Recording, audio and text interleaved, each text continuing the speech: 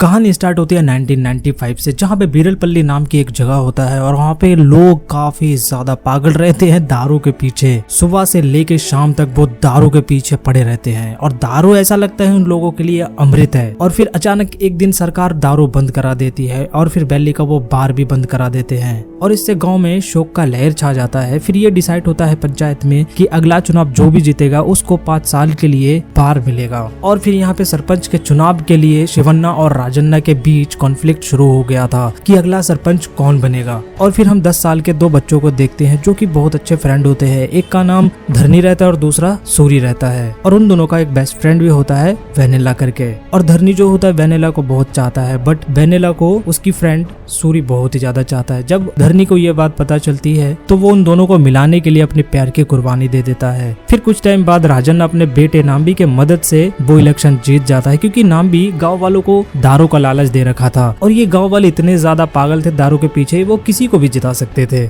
और फिर हम देखते हैं कि धरनी अपने दादी के लिए दारू लेके जाता है और उसकी जो नानी रहती है वो दारू पीती ही। ये चीज काफी ज्यादा शॉकिंग थी। फिर उसकी दादी धरनी को बताती है कि दारू पीने के बाद उसको काफी ज्यादा हिम्मत मिलता है।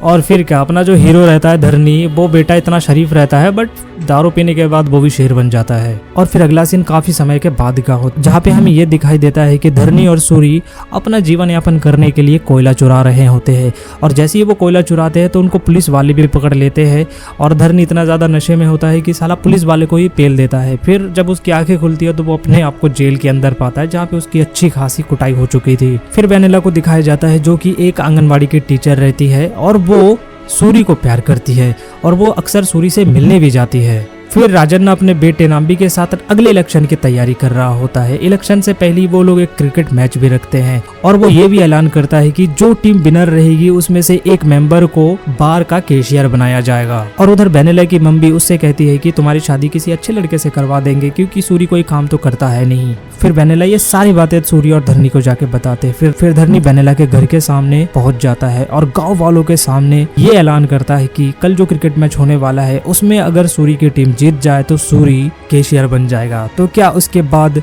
सूरी से वेनेला की शादी होगी? तो फिर उसके घर वाले मान जाते हैं। और मैच स्टार्ट होने से पहले ही नाम्बी धरनी को कह रहा होता है कि ये मैच भूल के भी मत जीतना, क्योंकि मैंने ऑलरेडी ही कैशियर को डिसाइड कर रखा है। अगर तुम लोग ये मैच जीत गए तो फिर जान से खत्म कर दूंगा। ये बातें सुन के धरनी काफी ज्यादा डर जाता है और मैच के दौरान ही वो चोट का नखरे करके बाहर बैठ जाता है। लेकिन मैच हारता देख वेनेला धरनी के पास आता है और उसे बोलता है कि अब उसकी शादी सूरी से कभी भी नहीं हो सकती। और धरनी वेनेला को दुखी देख के एक्साइटेड हो जाता है और मैदान के अंदर जाके पेलम पाली करके क्रिकेट मैच को जिता देता है। और फिर ना चाहते हुए भी नाम्बी सूरी को कैशियर बना देता है। बाकी सारे लोग तो मैच का जश्न मना रहे होते हैं बट धरनी एक कोने में जाके बैठ जाता है, वहां पे दारू पी रहा होता है और वो इस चीज का दुखी मना रहा होता है कि वो आज अपने प्यार को कुर्बानी दे के आ रहा है। और उसका एक फ्रेंड भी रहता है, वो बोलता है कि तुम सबसे बड़े हीरो हो कि तुमने अपना प्यार का कुर्बानी दे दिया। और ये सारी बातें सूरी सुन लेता है। सूरी और वेनेला की शादी हो जाता है बट सूरी को काफी ज्यादा बुरा फील होता है। फिर सूरी को समझाने के लिए वो बार में पहुंचता है और जैसे ही वो बार में पहुंचता है वहां पे नाम्बी के गुंडे उस पर अटैक कर देते हैं और उनको बुरी तरह मारने लगते हैं। लेकिन उस टाइम धरनी काफी ज्यादा दारू पिया रहता है जिसके कारण वो किसी से लड़ नहीं पाता है। फिर सूरी उसकी जान बचाने के लिए अपना साइकिल के पीछे बिठाता है और उसे वहां से ले जाता है। बट रास्ते में जाते जाते एक इमोशनल सीन आता है जहाँ पे धरनी कह रहा होता है कि जब तक तुम मेरे साथ हो दोस्त तब तक मुझे कुछ भी नहीं हो सकता, कोई नहीं मार सकता। बट फिर अचानक से एक बहुत ही खौफनाक सीन होता है, जो सूरी होता है उसका सर धड़ से अलग कर दिया जाता है और धरनी ये चीज देख के काफी ज्यादा परेशान हो जाता है और वो उसका सर को ढूंढने लगता है। फिर वो अपने दोस्त को अपने गोद में लेके काफी ज्यादा रो रहा होता है और दूसरी तरफ वेनेला सूरी की वेट कर रही होती है बट उसे क्या पता कि उसको आज उसकी बॉडी देखने को मिलेगी। फिर धरनी सूरी को आग लगाता है। अगले दिन जब पंचायत होता है तो नाम्बी उल्टा धरनी पे ही इल्जाम लगा देता है कि तुमने सूरी को मारा है।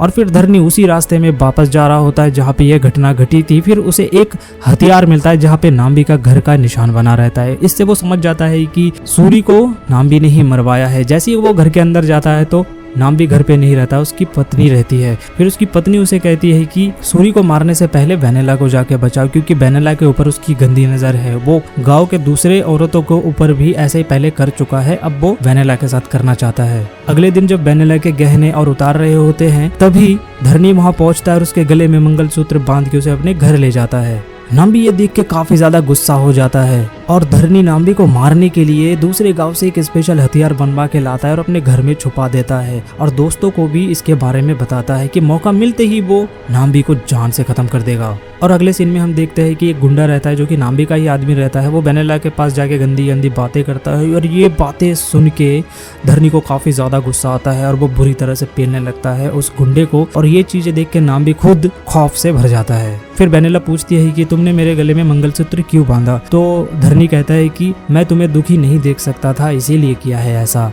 धरनी के जाने के बाद फिर एक औरत आती है और फिर वो वेनिला को समझाती है कि धरनी ने जो भी किया है वो सही किया है, अगर तुम विधवा रहती तो गांव वाले तुम्हें जीने नहीं देते। फिर एक दिन दादी को वो सारे हथियार मिल जाते हैं जिसके कारण दादी बहुत ही ज्यादा गुस्सा होती है धरनी पे और उसको कहती है कि तुम क्या चाहते हो, फिर से वेनिला को विधवा बनाना चाहते हो क्या। इसके बाद धरनी काफी ज्यादा इमोशनल हो जाता है और वो सारे हथियार बांध के रामलीला के मैदान में छुपा देता है और वो अपने लाइफ में चिल कर रहा होता है। फिर वेनिला धरनी से पूछती है कि क्या तुमने कभी किसी से प्यार किया है, तो धरनी काफी ज्यादा इमोशनल होकर बोलता है कि हाँ मैंने भी किसी से प्यार किया था, लेकिन कभी भी इजहार नहीं कर पाया उसे कि मैं उससे प्यार करता हूँ। और अगले दिन दशहरा होता है और जैसे ही वो दशहरा में जाता है तब उसके जाते ही नाम भी वहाँ आ जाता है और वेनिला को कहता है कि तुम पे मेरा बहुत पहले से ही गंदी नजर था, बट धरनी के प्यार ने तुम्हें हमेशा बचा लिया मेरे से, बट इस बार मैं धरनी को जान से खत्म कर दूंगा और फिर तुम्हें मैं हासिल कर लूंगा। ये बात सुन के वेनिला वो रामलीला मैदान पहुंच जाती है और जैसे ही वो पहुंचती है वो देखती है कि धरनी को नाम्बी के गुंडे मार रहे होते हैं, बट इस बार धरनी उन गुंडों को बुरी तरह धोता है और धोते धोते जैसे ही रावण को आग लगने वाली होती है उसको सारे छुपाए हुए हथियार मिल जाता है और उससे वो सारे गुंडों को बुरी तरह पेलने लगता है और इतने बुरी तरह पेलता है, इतना खून खराबा होता है जिसे देख के आपके रोंगटे खड़े हो जाएंगे। फिर वो गुंडों की धुनाई करते करते जैसे ही नाम्बी को मारने वाला होता है तभी पुलिस वाले आ जाते हैं और वो पुलिस वालों को चिटपटा के ऊपर से कूद के नाम्बी का सर धड़ से अलग कर देता है। फिर अगले सीन में हम देखते हैं कि धरनी काफी साल बाद जेल से घर वापस आता है और वो उस गांव को देख के काफी ज्यादा शौक रहता है क्योंकि काफी सारे लोग मर रहे होते हैं दारू के नशे में। गांव की औरतें भी इससे काफी ज्यादा परेशान होती है। फिर वो उस बार को ही आग लगा देता है और धरनी के पास वो बैठ के काफी अच्छे से चिल कर रहा होता है और यहीं पे मूवी एंड हो जाती है। अगर वीडियो अच्छा लगे तो अपने भाई को सब्सक्राइब जरूर करना।